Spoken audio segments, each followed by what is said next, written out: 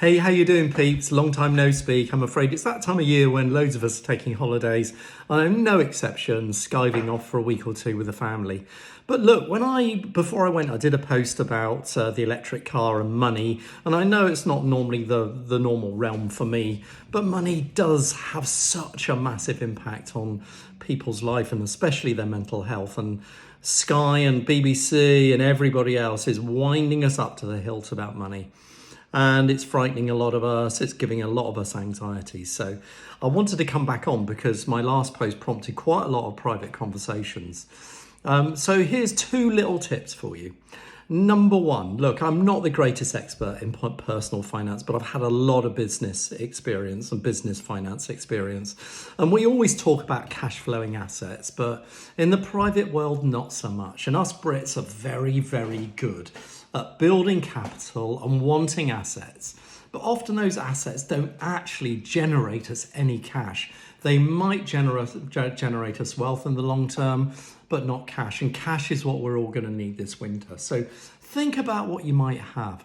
A lot of us, and I know that a lot of us are swimming around in cars that we'd call bangers, but most of us drive around in cars that are between £5,000 and £50,000.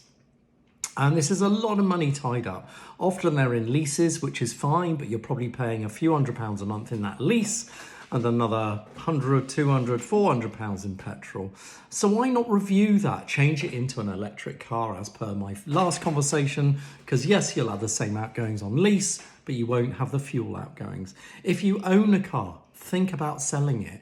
I know it's going to come hard, but if you've got 20, 30, £40,000 tied up in a car, you can release that cash to help yourself live and get a loan or a lease against another one. And this is what we call about cash flowing. And we're addicted to capital, but cash flow could ease you an awful lot. The other tip I could perhaps offer is more of a psychological one, that so many of us tell ourselves stories about poverty or lack of money and stuff. And I read a book that changed my life in about 2013. It was called Get Rich Lucky Bitch. You may have heard of it. I think her name, in fact, I know her name is Denise Duffield Thomas.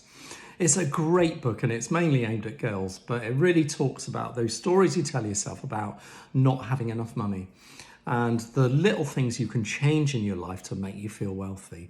So you don't have to get a lot. I'm talking about crazy little things. Like a friend of mine was sick of the bath mat she had.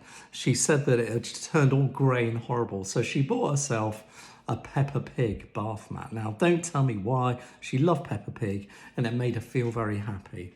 And ever since I read that book, every New Year, I walk around the house with the family and we just pick on things that really annoy us. So I'll give you two examples from last year.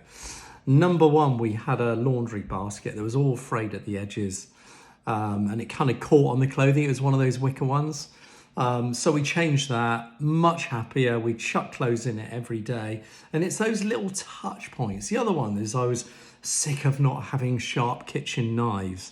And I had a steel, but it just wasn't doing the job. And I thought, rather than buying a whole load of expensive knives, I will read up online about the best knife sharpener that there is. And it turned out that the best was actually about £9. I bought it. It changed my knives. And I know it sounds so small, but every meal I pick those knives up and they touch my life every day. And anyway, me and the kids went around the house and we picked up all these little things that really annoy us. And so rather than saying, I'm poor, I'm fed up of having this, I'm fed up of having that, the things that could change your life for the better can be the cheapest things.